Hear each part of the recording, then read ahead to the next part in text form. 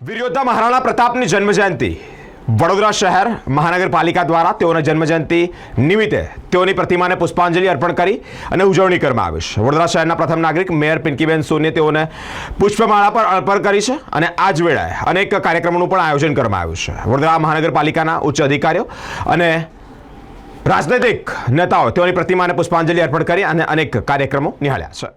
વડોદરા શહેરમાં મહાન વીર યોદ્ધા મહારાણા પ્રતાપજીની જન્મજયંતિની ઉજવણીના ભાગરૂપે વિશિષ્ટ કાર્યક્રમનું આયોજન કરવામાં આવ્યું। વડોદરા મહાનગરપાલિકા દ્વારા આયોજિત આ કાર્યક્રમમાં મેયર પિંકીબેન સોનીના વરદસ્તે મહારાણા પ્રતાપજીની પ્રતિમાને પુષ્પાંજલિ અર્પણ કરવામાં આવી। આ કાર્યક્રમ દરમિયાન મહાનગરપાલિકાના અધિકારીઓ કોર્પોરેટરો મોટી સંખ્યામાં ઉપસ્થિત રહ્યા છે। તેઓના મહારાણા પ્રતાપના શૌર્ય અને બલિદાનને યાદ કરી તેઓની ભાવભીની શ્રદ્ધાંજલિ પણ અર્પી છે। મહારાણા પ્રતાપ ભારતના ઇતિહાસમાં શૌર્ય, સ્વાભિમાન અને દેશભક્તિની પ્રતીક તરીકે જાણીતા હતા। તેઓના જીવનમાંથી જે સૌને પ્રેરણા મળે છે। આ કાર્યક્રમ વિવિધ વક્તાઓ તેમજ જીવન પર પ્રકાશ પાડ્યો છે।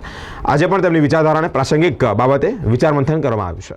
મેવાડના મહાન દેશભક્ત શક્તિશાળી રાજવી અને જેમનો જન્મ 9મી મે અને 1540ના રોજ થયો હતો। રાજસ્થાનના મેવાડમાં જેમનો જન્મ થયો હતો। મુગલોની સામે નહીં ઝૂકવાની મેવાડના સિસોદિયા વંશની પ્રતિજ્ઞાને તેમણે અનેક કષ્ટો વેઠી અને પાડી હતી। તેમને અને તેમના વંશજોએ પાડી હતી। ગૌ રક્ષા, નારી રક્ષા, મંદિર રક્ષા, ધર્મ રક્ષા અને ભારતીય સંસ્કૃતિની રક્ષા કરનાર એવા શૂરવીર રાજવીર અને સાથે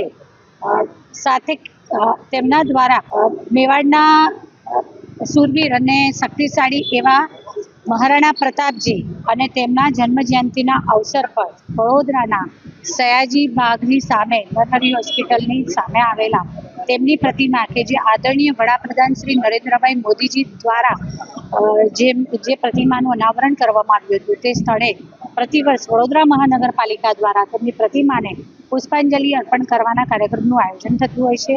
જેમાં મહાનગરપાલિકાના સૌ પદાધિકારીશ્રીઓ, મારા સૌ સાથી સભાસદશ્રીઓ અને જે રાજસ્થાન અને સિસોદિયા પરિવારના અને જે મહારાણા પ્રતાપ સમિતિની રચના કરવામાં આવી છે આ સમિતિના સૌ સભ્યશ્રીઓએ સાથે મળી અને તેમને પુષ્પાંજલિ અર્પણ કરી હૃદયાંજલિ આપી।